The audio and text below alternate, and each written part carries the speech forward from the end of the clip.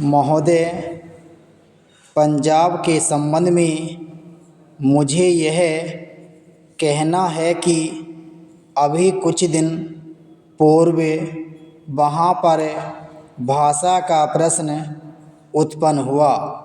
मेरा अपना विचार है कि जब भाषा के आधार पर पंजाब का विभाजन हो गया तो आज पंजाब की भाषा पंजाबी है और यह पंजाब के लोगों को निर्णय करना है कि वह पंजाबी किस लिपि के अंदर लिखी जाए। लेकिन एक बात मैं पंजाब की सरकार से आपके माध्यम से निवेदन करना चाहता हूँ कि आज जब पंजाब के अंदर 45% लोग इस प्रकार के हैं जो यह कहते हैं कि हमारी अपनी मातृभाषा हिंदी है, तो पंजाब की सरकार को अल्पसंख्यकों की भाषा को संरक्षण देने के नाम पर दूसरी भाषा के रूप में हिंदी को मानने में किसी प्रकार की कोई आपत्ति नहीं होनी चाहिए। इससे दोनों के संबंधों में मधुरता आएगी और किसी प्रकार के अनावश्यक आंदोलन से हमारा सीमावर्ती राज्य बचा रहेगा।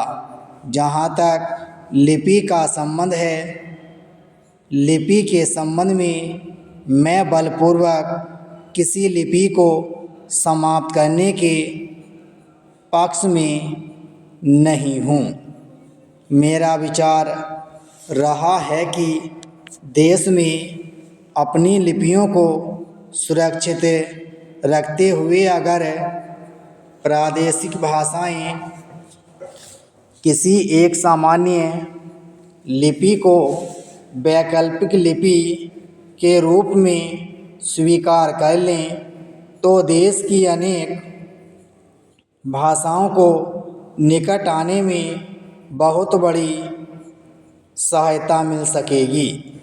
अगर पंजाब के लोग भी इसी आधार पर विचार कर सकें तो मैं समझता हूँ कि यह पंजाबी भाषा के हित में और देश की एकता के हित में होगा।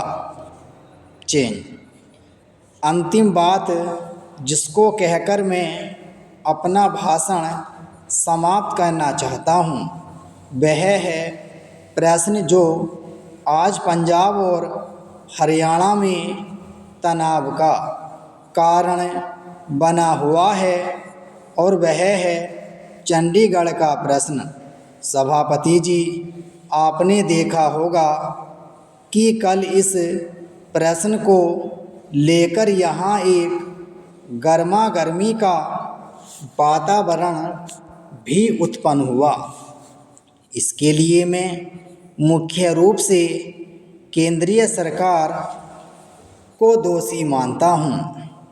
सरकार की अपनी आदत है जो इस प्रकार के विवादास्पद प्रश्न होते हैं उनको लंबा टालने की इसकी प्रवृत्ति बन गई है। सरकार सोचती है कि अगर कोई प्रश्न लंबा टाला जाएगा तो लोग भूल जाएंगे और अंत में तनाव स्वतः ही नहीं रहेगा।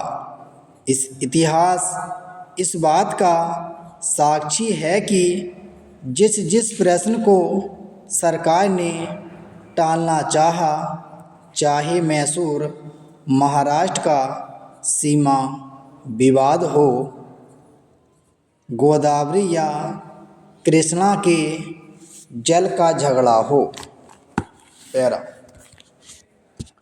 अध्यक्ष महोदय, राजस्थान में जनता को बड़ी कठिनाई है। वहाँ सूखा पड़ा हुआ है, मवेशी मर रहे हैं, ऐसे जो स्थान हैं वहाँ आपको कदम उठाने चाहिए।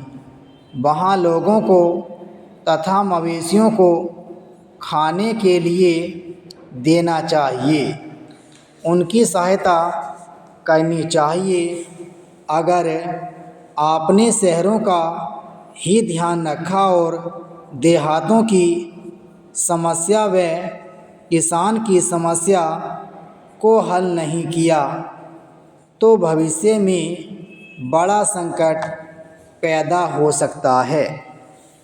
जब मैं अपने क्षेत्र में कार्य करने के लिए जाती हूँ तो जिन लोगों ने वोट दिया होता है और जिन्होंने नहीं भी दिया होता है वे भी शिकायत करते हैं कि जब वोट का समय आता है तब तो आप कहती हैं कि लगान माफ़ होगा, गल्ला सस्ता होगा, गाय भैंस के लिए घास का प्रबंध होगा, लेकिन हो तो कुछ भी नहीं रहा है।